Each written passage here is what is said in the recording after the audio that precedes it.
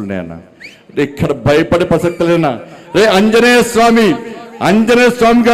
స్వామికి నిప్పు పెడితే అదే నిప్పుపై లంకను మొత్తం ఎట్లా దానం చేసిందో ఇలా బండి సంజయ్ని గెలికిరి వాళ్ళ మీరు పెట్టిన నిప్పు ఒక ఆంజనేయ స్వామిలాగా ఈ దళారుల వ్యవస్థను, ఈ అక్రమార్క వ్యవస్థను, ఈ కుటుంబ వ్యవస్థను, ఈ అవినీతి వ్యవస్థను పక్కా దగ్ధం చేస్తా, దహనం చేస్తా. ఇదే కాషాపు జెండా పడతా తెలంగాణ మొత్తం చుట్టుమిట్టి ఈ రోజు ఎవరైతే కుట్రలు చేస్తుండో, ఎవరైతే కుతంత్రాలు చేస్తుండో, ఎవరైతే నా కుటుంబాన్ని బజార్లో వరచుండో, ఎవరైతే నా కార్యకర్తల లోపల ఆవేదన రగిలించిండో, నా పార్టీని ఇబ్బంది పెట్టిండో, నా కార్యకర్తలను ఇబ్బంది పెట్టిండో, ఏ ఒక్క వ్యక్తిని కూడా విడిచిపెట్టే ప్రసక్తి లేదన్నా. తప్పకుండా అదే జోస్తోని ఈరోజు హిందూ ఏకతా యాత్ర ఇంత ఘనంగా నిర్వహిస్తున్నామన్నా. హ్యాట్సాఫ్ మీ అందరికీ. మీరు అందరూ అనుకున్నారన్న బండి సంజయ్ బాధపడుతుండు, బండి సంజయ్ బాధపడన్నా, నేను బాధలు పడ్డోనే అన్న, నేను బాధలు భరించరునేనా. ఏ రోజు నా జీవితంలో ఎంజాయ్ చేయలేను. నేను ఏదైతే జెండా పట్టినో అప్పటి నుంచి నేను పడ్డాయన్ని కూడా కష్టాలే అన్నా, నేను పడ్డంత కూడా బాధలే అన్నా, నేను పడ్డంత కూడా ఇబ్బందులే అన్నా. కానీ ఏ రోజు మీకు బాధలు చెప్పుకోలే అన్నా. ఈ సమాజమే నా కుటుంబం భావిస్తున్న తరంలో నా కుటుంబం మీద రాలేసి నా కుటుంబాన్ని బజార్ పాలు చేస్తే తప్పు నాదన్నా. మీ అందరికి క్షమాపణలు నేను చెప్తున్నాను. ఎందుకంటే నా కొడుకు టైం ఇవ్వలే, నా కొడుకుతోనే మాట్లాడలే. మీరే తమ్ముళ్ళు అనుకున్నా, మీరే కొడుకులు అనుకున్నా. పొరపాటు చేసింది నేనన్నా. నా కొడుకు టైం ఇవ్వకపోవడం పొరపాటు నేను చేసినన్నా. నేనే నాకు తప్పు చేసింది. నేను క్షమాపణలు చెప్తున్నాను మీ అందరికీ. కానీ తప్పు ఇవ్వకుండా బయటకు వస్తానని నా కొడుకు నాకు మాట ఇచ్చిండన్నా. తప్పకుండా వస్తాను మాట ఇచ్చిండన్నా. నిజంగా తప్పు చేస్తే నా కొడుకును కూడా నాకు క్షమించన్నా, ప్రసక్తి లేదన్నా. కాబట్టి దయచేసి తప్పుడు ప్రచారం నమ్మకండి. మన జోష్ దక్కించుకోవాలన్న. భయపడేవాడు, బాధపడేవాడు హిందూ కాదన్నా. అందరికీ అబండాలు వచ్చినాయన్నా, అందరి మీద అపవాదులు చేసిరన్నా, మన కుటుంబాల మీద అపవాదులు చేసిరన్నా.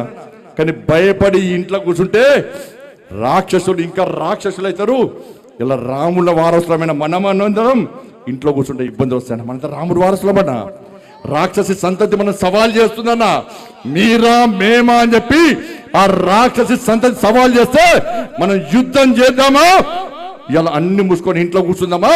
ఒక్కసారి హిందూ సమాజం ఆలోచించాలి. అలా హిందూ సమాజం జాగృతం కాకుంటే, హిందువులందరూ ఇంట్లో కూర్చుంటే, ఇలా బెంగాల్లో అనేక మంది నా కార్యకర్తలు, ఈ ధర్మం కోసం పనిచేసే కార్యకర్తలు, కాసేపు జెండా పట్టుకునే కార్యకర్తలు, హిందూ సమాజం కోసం పనిచేసే కార్యకర్తలను బంగ్లాదేశ్ నుంచి వచ్చి హతమార్చిన విషయాన్ని ఇలా హిందూ సమాజం మర్చిపోద్దన్నా. కేరళలో హతమార్చారు, తమిళనాడులో హతమార్చారు.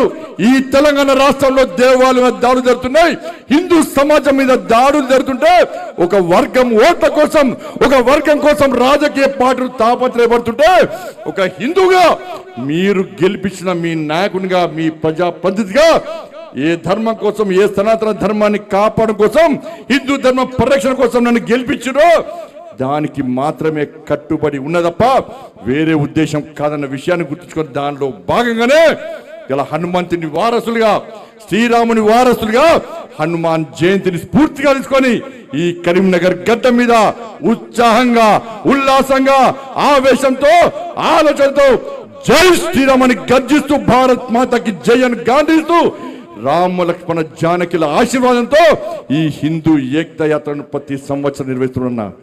దానికి తరలి వచ్చిన మీ అందరికి, ప్రతి ఒక్కరికి, ఎండగొట్టిన ఇంత చేసిన కథలు వచ్చిన మీ అందరు కూడా సాములు రెండు ఇలా జెండా చేతుల జెండా పట్టుకొని హనుమాన్ మాల ధరించి కింద కాళ్ళకు చెప్పులు లేకుండా ఎండలో ఎండుతూ ఇవాళ కాళ్ళకు ముళ్ళు గుచ్చినా, రాళ్ళు గుచ్చినా, కాళ్ళు కాలినా జై శ్రీరామ్ జై శ్రీరామ్ అంటూ మాలాధరణ ధరించినటువంటి స్వాములందరూ కూడా ఇలా కొండగట్ట యాత్ర పోతున్నా. నేను ఆ స్వామివారి వేడుకుంటున్నా. ఎవరైతే దీక్ష తీసుకున్నారో వాళ్ళు వాళ్ళ కుటుంబాలు నిండు నూనెలు ఆయురారోగ్యాలతో ఉండాలి. ఏ సంకల్పం తీసుకొని ఏ కష్టాలున్నాయో, ఏ ఇబ్బందులున్నాయో ఆ ఇబ్బందులను స్వామివారికి వేడుకొని ఇవాళ మాలధరణ ధరించారో ఆ ఇబ్బందులను తొలగిపోవాలని చెప్పి ఆ స్వామివారి ఆశీర్వాదాలు వాళ్ళందరికీ ఉండా చెప్పి ఇలా అదే స్ఫూర్తనా.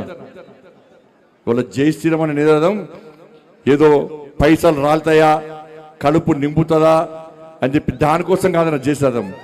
ఇలా గొంతు లోపటి నుంచి పుట్టుకొచ్చినటువంటి స్వరం జై శ్రీరామ్ నినాదం. ఇది కేవలం హిందువులకు మాత్రమే దక్కిన వరం జై శ్రీరామ్ నినాదం అన్న విషయాన్ని ఒక్కసారి గుర్తుంచుకోండి. ఆ జై శ్రీరామే